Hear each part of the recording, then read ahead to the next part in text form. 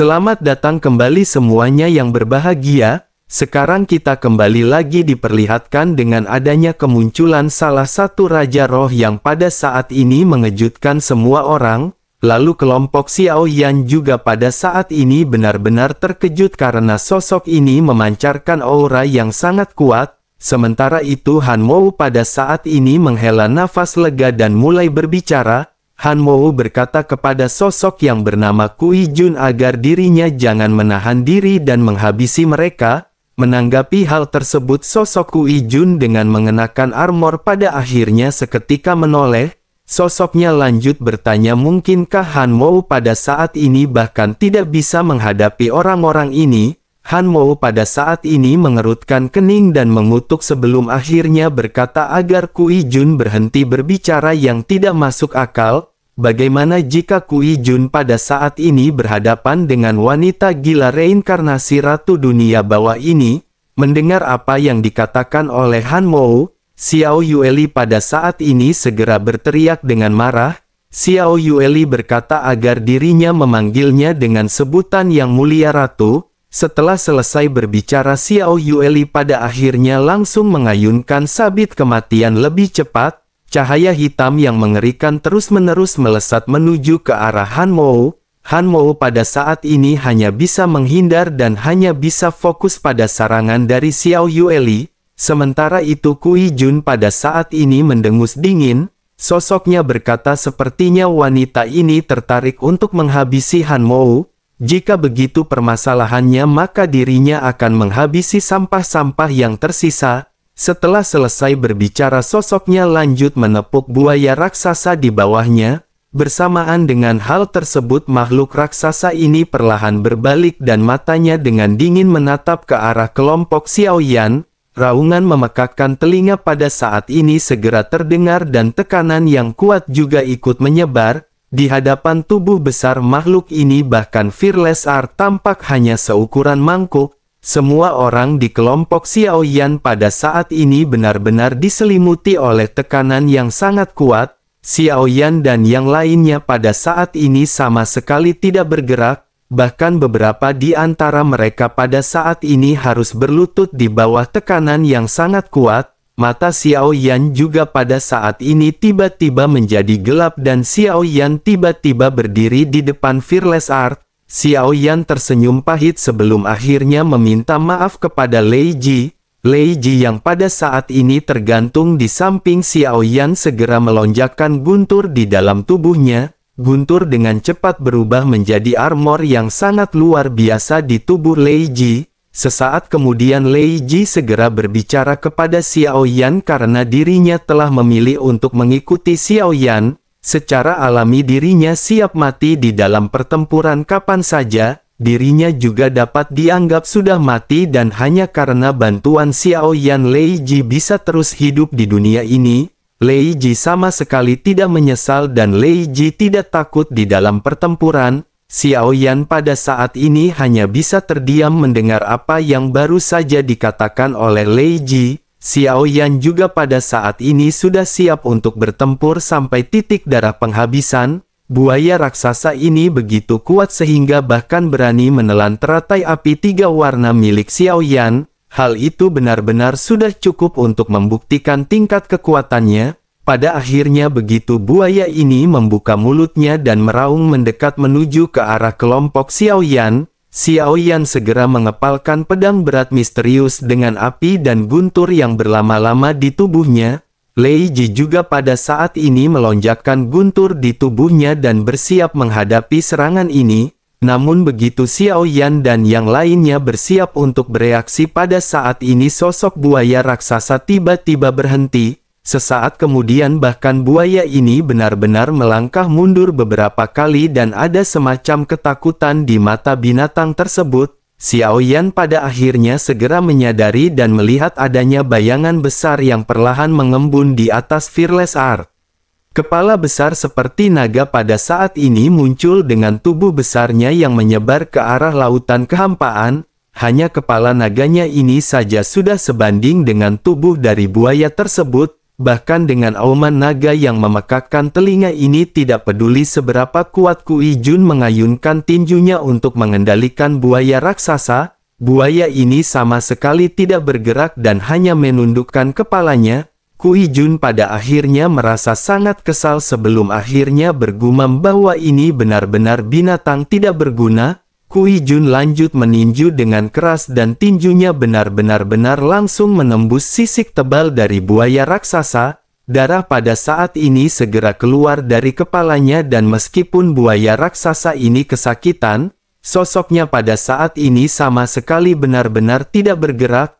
Kui Jun pada akhirnya menyipitkan matanya menatap ke arah sosok kepala naga yang pada saat ini mengembun. Kui Jun segera menyadari sesuatu sebelum akhirnya bergumam, mungkinkah ini adalah Zhu Jiuyin yang legendaris? Kui Jun pada akhirnya segera merasakan aura yang memancar dari sosok naga tersebut dan dengan lambaian bajunya, kekuatan tidak terlihat pada akhirnya seketika tercurah. Kui Jun lanjut berkata, hanya saja tampaknya Zhu Jiuyin yang legendaris ini agak terlalu lemah. Bersamaan dengan hal tersebut kekuatan tidak terlihat sebelumnya benar-benar dilesatkan menuju ke arah kepala naga. Xiao Yan pada saat ini tiba-tiba melesat untuk memblokir serangan dari Kui Jun ini.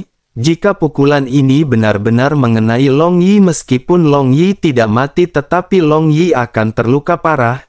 Garis keturunan Long Yi memang sangat kuat tetapi Long Yi masih membutuhkan waktu untuk bisa mengembangkannya. Pada akhirnya Xiao Yan segera meninju dengan dua pukulan bersamaan dengan Lei Ji yang juga ikut melesat. Guntur dari Xiao Yan dan Lei Ji pada akhirnya seketika bertabrakan dengan serangan biasa dari Kui Jun.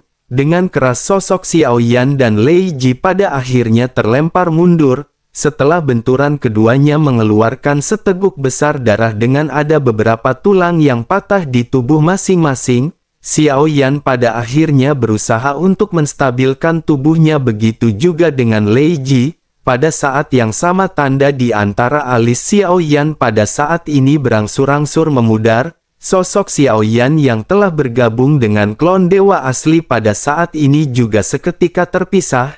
Namun meskipun begitu klon dewa asli pada saat ini masih belum menghilang dan berdiri di samping Xiao Yan. Sesungguhnya tujuan untuk menyembunyikan klon dewa asli adalah untuk menghindari ditemukan sebelum waktunya oleh mansion surgawi. Namun tampaknya permasalahan ini tidak perlu lagi dikhawatirkan karena Xiao Yan sedang berhadapan dengan mansion surgawi. Xiao Yan pada saat ini menghela nafas dan menatap kedua klon Xiao Yan yang baru saja terpisah dari tubuh Xiao Yan. Xiao Yan menyadari bahwa keduanya pada saat ini masih terlihat baik-baik saja, namun hanya saja klon iblis keabadian sepertinya telah benar-benar kehabisan usianya. Sosoknya menua dengan cepat dan benar-benar berubah menjadi sosok lelaki tua. Sepertinya Xiao Yan tidak lagi bisa menggunakannya dan Xiao Yan segera memasukkan klon iblis keabadian ke dalam cincin penyimpanan luar angkasa. Sementara itu di sisi lain Kui Jun pada saat ini segera berkata dengan dingin ke arah Xiao Yan. Kui Jun berkata sepertinya Xiao Yan telah mencapai batasannya. Sebelum Xiao Yan mengerahkan kekuatan apapun sebaiknya dirinya pada saat ini mengeluarkan apapun yang dirinya miliki karena jika tidak Kui Jun benar-benar akan menghabisinya. Xiao Yan pada saat ini terdiam mendengar apa yang baru saja dikatakan oleh Kui Jun. Selain dari klon dewa asli sesungguhnya ada kartu truf lain yang telah diperoleh oleh Xiao Yan sebelumnya di runtuhan keabadian di surga pembunuhan. Ini adalah angin biru keabadian yang didapatkan oleh Xiao Yan sebelumnya dari senior Lan Feng. Lan Feng telah mati dan mengorbankan tubuhnya sendiri untuk diberikan kepada Xiao Yan sebagai boneka. Namun hal ini hanya bisa digunakan sekali dan Xiao Yan berpikir tampaknya ini adalah waktu yang tepat. Xiao Yan pada akhirnya menggertakkan giginya karena Xiao Yan harus memanfaatkan hal ini pada saat ini. Tanpa banyak membuang waktu lagi, Xiao Yan pada akhirnya segera mengeluarkan peti mati perunggu dari cincin penyimpanan luar angkasa. Begitu peti mati ini muncul di depan Xiao Yan, Xiao Yan bergumam ketika meminta tolong kepada senior Lan Feng. Sementara itu di sisi lain Kui Jun yang melihat peti mati perunggu di depan Xiao Yan juga sedikit terkejut. Sosoknya sedikit tertegun sebelum akhirnya bergumam bahwa nama Lan Feng ini terdengar familiar. Sementara itu setelah Xiao Yan selesai berbicara tutup peti mati perunggu pada akhirnya perlahan terbuka. Sesosok tubuh yang terbaring pada akhirnya seketika bangkit di hadapan Xiao Yan. Xiao Yan sesungguhnya merasa sedikit tidak nyaman begitu melihat adegan ini. Jika saja Xiao Yan cukup kuat, Xiao Yan tidak mungkin menggunakan almarhum Lan Feng untuk bertempur. Xiao Yan pada akhirnya segera menangkupkan tangannya ke arah mayat Lan Feng yang pada saat ini berdiri tegak. Lan Feng juga pada saat ini perlahan membuka matanya dan momentum yang sangat kuat seketika menyebar dari tubuhnya. Xiao Yan segera kembali meminta maaf kepada senior Lan Feng. Namun Lan Feng pada saat ini tidak menjawab Xiao Yan karena saat ini Lan Feng sudah lama kehilangan kesadarannya. Tubuhnya telah diubah menjadi boneka yang bisa dimanfaatkan oleh Xiao Yan. Meskipun kekuatan terakhir dari tubuh ini tidak sepenuhnya akan meledakkan kekuatan tempur puncak, tetapi pada saat ini kekuatannya masih terasa cukup menakutkan. Kui Jun juga pada saat ini menatap sosok yang muncul di depannya dengan heran dan tidak bisa mempercayai apa yang dirinya lihat. Kui Jun tampaknya mengenali sosok tersebut dan bergumam, mungkinkah ini adalah Lan Feng yang berada di tingkat keabadian? Bukankah dirinya sudah lama mati dan bagaimana caranya dirinya masih bisa muncul di sini? Lan Feng pada saat ini sudah lama telah kehilangan kesadarannya dan dirinya benar-benar hanyalah seonggok boneka. Lan Feng pada saat ini hanya akan menuruti perintah Xiao Yan dan Lan Feng tidak menjawab perkataan dari Qiu Jun. Sosok Lan Feng pada saat ini tanpa basa-basi segera mengangkat tangannya dan mulai melambai. Cermin yang tidak terhitung jumlahnya segera muncul di seluruh kehampaan bersamaan dengan sosok Lan Feng yang berubah menjadi 1000 sinar. Lan Feng juga pada saat ini berteriak pelan ketika mengeluarkan teknik realitas virtual. Segera setelah itu salah satu dari ribuan sosok bergegas melesat dan menuju ke arah Kui Jun. Ledakan pada saat ini segera terjadi ketika Lan Feng mengangkat telapak tangannya dengan cahaya dingin yang melesat ke arah Kui Jun. Mata Kui Jun juga menjadi gelap dan dirinya langsung mencabut pedang raksasa yang berada di belakang punggungnya. Kekuatan yang mengerikan juga pada saat ini segera terpancar dari pedang raksasa milik Kui Jun. Kui Jun langsung menebaskan pedang miliknya menuju ke arah serangan dari Lan Feng. Suara pecah pada akhir terdengar dengan sosok Lan Feng yang menghilang ketika keduanya bertemu. Namun meskipun begitu sosok Lan Feng yang baru saja dihancurkan ternyata adalah cermin. Segera setelah itu dua sosok angin biru terbang melesat menuju ke arah Kui Jun. Kui Jun pada saat ini menyipitkan matanya melihat dua sosok Lan Feng yang pada saat ini melesat dengan sangat cepat. Tidak mungkin untuk mengetahui yang manakah sosok asli dan dari sosok Lan Feng. Sepertinya setiap sosok yang pada saat ini berhadapan dengan Kui Jun benar-benar tampak nyata tanpa terlihat cacat. Bahkan setiap serangannya juga memiliki efek yang sangat ganas sesuai dengan serangan aslinya. Wajah Kui Jun pada saat ini menjadi muram ketika dirinya mengayunkan terus-menerus pedang raksasanya untuk menahan serangan dari banyak sosok yang melesat.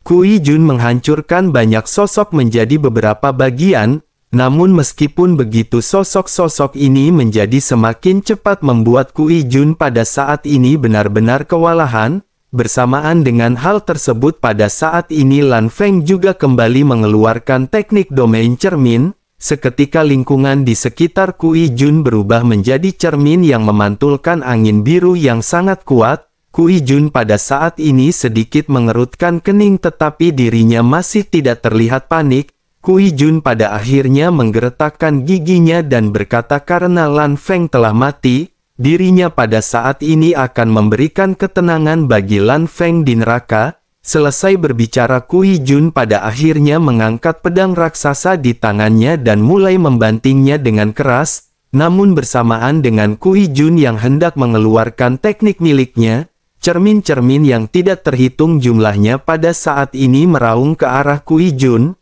Dalam sekejap mata mereka benar-benar menembus tubuh Kui Jun dan seluruh tubuhnya ditutupi dengan cermin yang pecah.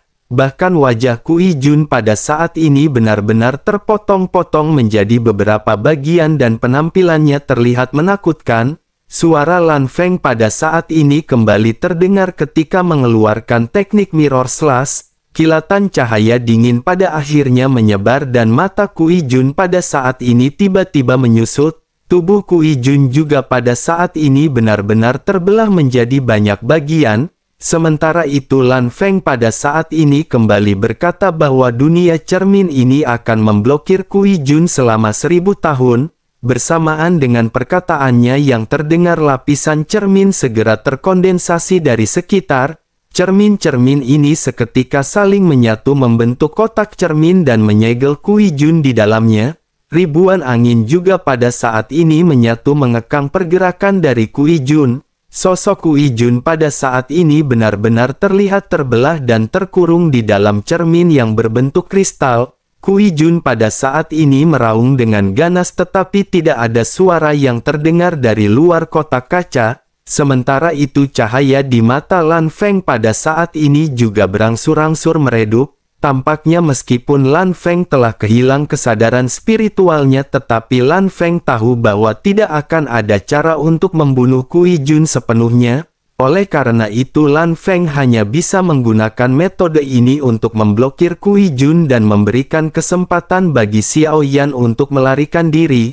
Lan Feng pada akhirnya kembali berbaring ke peti mati perunggu dan peti mati pun seketika kembali tertutup. Ini adalah momen terakhir kalinya bagi Lan Feng melepaskan seluruh kekuatannya. Sementara itu Xiao Yan pada saat ini kembali menangkupkan tangannya dan mengucapkan terima kasih kepada senior Lan Feng. Xiao Yan dengan sungguh-sungguh lanjut berkata bahwa Xiao Yan tidak akan pernah melupakan kepercayaan senior. Xiao Yan pada akhirnya lanjut memasukkan peti mati perunggu ini ke dalam cincin penyimpanan luar angkasa. Sementara itu Han Mou pada saat ini menoleh dan menatap ke arah Kui Jun yang benar-benar telah dikalahkan. Matanya tiba-tiba dipenuhi dengan keterkejutan dan dirinya benar-benar tidak bisa mempercayai hal ini. Lan Feng dapat dikatakan adalah orang kuat di tingkat kelima keabadian.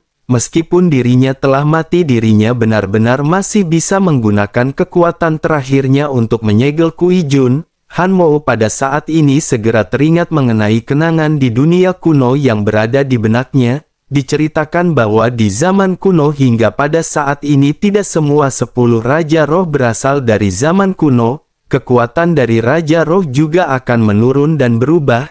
Selama mereka melakukan pertempuran di dunia bawah, Raja Roh yang Tian telah menghancurkan dirinya sendiri dan beberapa Raja Roh telah terluka parah. Mereka tidak pernah bisa kembali ke kondisi puncaknya hingga pada akhirnya mereka digantikan oleh Raja Roh yang baru. Han Mou dan Kui Jun adalah salah satu dari Raja Roh yang baru. Namun meskipun begitu keduanya mewarisi ingatan dari Raja Roh generasi sebelumnya. Dengan begitu maka mereka akan mengingat banyak hal dari zaman kuno. Beberapa kebencian juga tertanam di dalam ingatan mereka. Sementara itu kembali ke Xiao Yan yang pada saat ini menatap ke arah kotak cermin yang menyegal Kui Jun.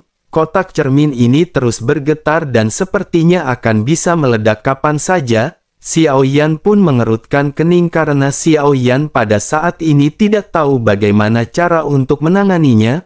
Bahkan Xiao Yan juga pada saat ini sepertinya masih belum memiliki kesempatan untuk melarikan diri. Sementara itu di sisi lain Han Mou pada akhirnya segera kembali berteriak ketika memerintahkan semua prajuritnya untuk melakukan serangan. Sosok-sosok yang pada saat sebelumnya berhenti pada akhirnya kembali menatap ke arah kelompok Xiao Yan. Banyak sosok pada saat ini akhirnya segera kembali meraung menuju ke arah Xiao Yan. Mereka tidak berani melanggar perintah yang baru saja dikatakan oleh Han Mou.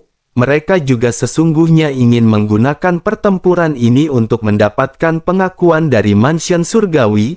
Bagi mereka yang bukan anggota dari Mansion Surgawi, mereka juga berharap dengan mereka melakukan hal ini, mereka akan diterima dan bisa bergabung dengan Mansion Surgawi. bersamaan dengan banyak sosok yang pada saat ini meraung. Tiba-tiba sebuah lubang cacing kecil berputar di belakang Fearless Art. Lubang cacing singularitas lainnya pada saat ini muncul. Xiao Yan dipenuhi dengan keterkejutan sebelum akhirnya bergumam, mungkinkah akan ada Raja Roh lain yang datang? Xiao Yan pada saat ini menggertakkan gigi karena jika ada satu lagi Raja Roh yang datang, maka Xiao Yan khawatir mereka benar-benar pasti akan mati di dalam pertempuran kali ini. Pada akhirnya semua mata segera menatap menuju ke arah lubang cacing dan semua orang melihat ada sosok yang tidak terhitung jumlahnya yang melesat. Sosok-sosok yang tidak terhitung jumlahnya ini juga seketika bergegas menuju ke arah puluhan ribu sosok yang menyerang dari ujung jauh. Sebuah suara yang sangat familiar juga pada saat ini seketika terdengar di telinga Xiao Yan ketika memerintahkan semuanya untuk menyerang. Xiao Yan pun mendongak ke arah sumber suara dan melihat bahwa sosok tersebut adalah Rancang. Selain itu ada juga saudara dan saudari Xiao Yan lainnya dari kuil kuno. Semuanya telah muncul dan Xiao Yan pada saat ini benar-benar terkejut. Xiao Yan juga pada saat ini menoleh tajam ke satu sosok yang mengeluarkan suaranya ketika menatap ke arah Lei Ji. Sosok ini adalah Dong Haiyuan yang telah menghilang ketika Xiao Yan keluar dari tempat hukuman dewa. Dong Haiyuan terlihat gembira ketika berteriak memanggil Lei Ji dengan sebutan Ji kecil. Dong Haiyuan dengan penuh senyum berkata akhirnya dirinya kembali bertemu dengan Ji kecil dan apakah dirinya baik-baik saja. Bersama-samaan dengan kemunculan dari banyak sosok ini, satu sosok yang familiar bagi Xiao Yan juga seketika muncul. Sosok ini terlihat sangat cantik dengan mengenakan jubah polos dan mahkota emas di kepalanya. Sosoknya segera mendekati Xiao Yan dan berkata agar mereka jangan takut karena Xiao Yan masih memiliki ratunya.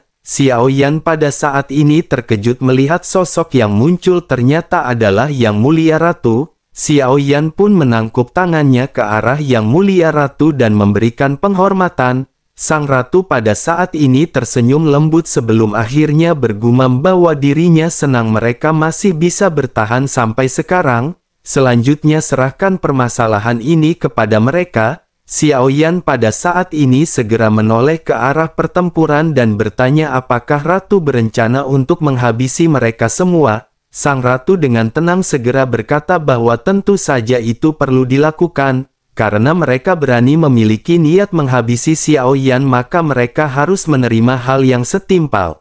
Setelah selesai berbicara Yang Mulia Ratu pun melihat sekeliling sebelum akhirnya kembali mulai bergumam. Sosoknya berkata sepertinya ada dua Raja Roh yang telah tiba, tetapi mereka tampaknya adalah dua yang terlemah di antara 10 Raja Roh. Seharusnya akan ada lebih dari itu dan jika menghitung waktunya seharusnya mereka akan tiba satu demi satu. Xiao Yan pada saat ini mengerutkan kening mendengar apa yang baru saja dikatakan oleh sang ratu. Xiao Yan pada akhirnya segera bertanya kepada sang ratu apakah mereka yakin akan bisa mengalahkan 10 Raja Roh. Yang Mulia Ratu pada saat ini sama sekali tidak menanggapi apa yang dikatakan oleh Xiao Yan. Sosoknya menatap ke arah kejauhan di mana terlihat ada dua sosok wanita yang tersenyum tetapi memiliki tatapan yang tajam. Yang Mulia Ratu pun tersenyum merasakan jejak kekejaman di mata keduanya. Tampaknya intuisi wanita sangatlah akurat. Mereka langsung bisa merasakan bahwa hubungan di antara keduanya tidaklah sederhana. Yang Mulia Ratu pada akhirnya menghela nafas sebelum akhirnya berkata kepada Xiao Yan bahwa kedua istri Xiao Yan sepertinya keberatan dengan keberadaan Yang Mulia Ratu. Xiao Yan pun seketika bereaksi dan berbalik menatap ke arah Suner dan Xiao Qi. Keduanya pada saat ini terlihat seperti sedang membicarakan Xiao Yan dan Yang Mulia Ratu. Xiao Yan pada akhirnya hanya bisa tersenyum pahit dan berpikir tampaknya permasalahan cinta benar-benar sangat merepotkan. Bahkan dalam situasi seperti ini hal tersebut sepertinya masih menjadi poin utama. Meskipun kuil kuno pada saat ini sudah tiba dan permasalahan sedikit diselesaikan, namun di dalam hati Xiao Yan tampaknya krisis benar-benar bertambah. Sementara itu di pusat pertempuran pada saat ini beberapa sosok bergegas melesat menuju ke arah Han Mou. Sosok-sosok ini mengelilingi Han Mou dan mereka semua langsung mengambil tindakan untuk menekan Han Mou. Xiao Yan pada saat ini sedikit terkejut melihat sosok-sosok yang pada saat ini mengelilingi Han Mou. Xiao Yan pada akhirnya tanpa sadar bergumam apakah ada sosok keabadian di kuil kuno. Ketika Xiao Yan berada di kuil kuno sebelumnya, Xiao Yan sepertinya tidak melihat adanya orang kuat di tingkat keabadian. Saudara-saudara Xiao Yan juga hanyalah seorang dogat, namun pada saat ini tampaknya mereka benar-benar bisa berhadapan dengan Han Mou. Xiao Yan pada akhirnya segera menyipitkan matanya ketika menatap ke arah sosok Kei Yun.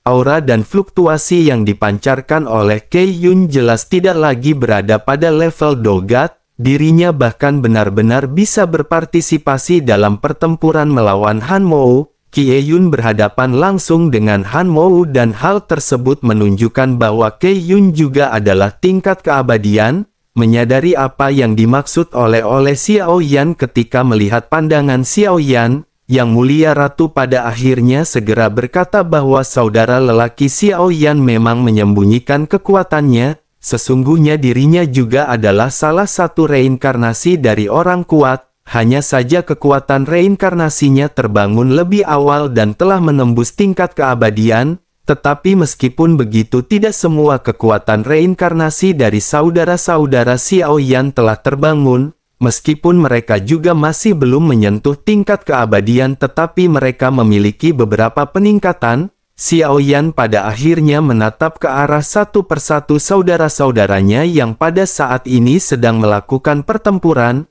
Xiao Yan memahami bahwa mereka benar-benar telah meningkatkan kekuatan masing-masing. Ye Feiyu yang dulunya hanyalah seorang Douxian pada saat ini telah berkembang pesat. Sudah 1000 tahun sejak terakhir kali mereka bertemu, Ye Feiyu tampaknya telah menerobos ke tingkat dogat dengan waktu singkat. Hal yang sama juga berlaku untuk Rancang dan yang lainnya dan semua orang pada saat ini benar-benar sangat luar biasa. Xiao Yan pada akhirnya menghela nafas tetapi pada saat ini ada sesuatu yang mengganjal di pikiran Xiao Yan. Xiao Yan pada akhirnya segera bertanya tetapi meskipun kekuatan mereka pada saat ini telah meningkat, seberapakah yakin Yang Mulia Ratu akan bisa mengalahkan Mansion Surgawi? Yang Mulia Ratu menghela nafas dan berkata bahwa jika ke-10 Raja Roh tiba secara alami mereka tidak akan bisa mengalahkan kelompok ini. Xiao Yan pada saat ini merasakan kulit kepalanya mati rasa mendengar penjelasan dari Yang Mulia Ratu. Xiao Yan pada akhirnya lanjut bergumam bahwa jika mereka memang tidak bisa mengalahkan kelompok dari Mansion Surgawi, mengapa mereka pada saat ini tidak memutuskan untuk segera pergi?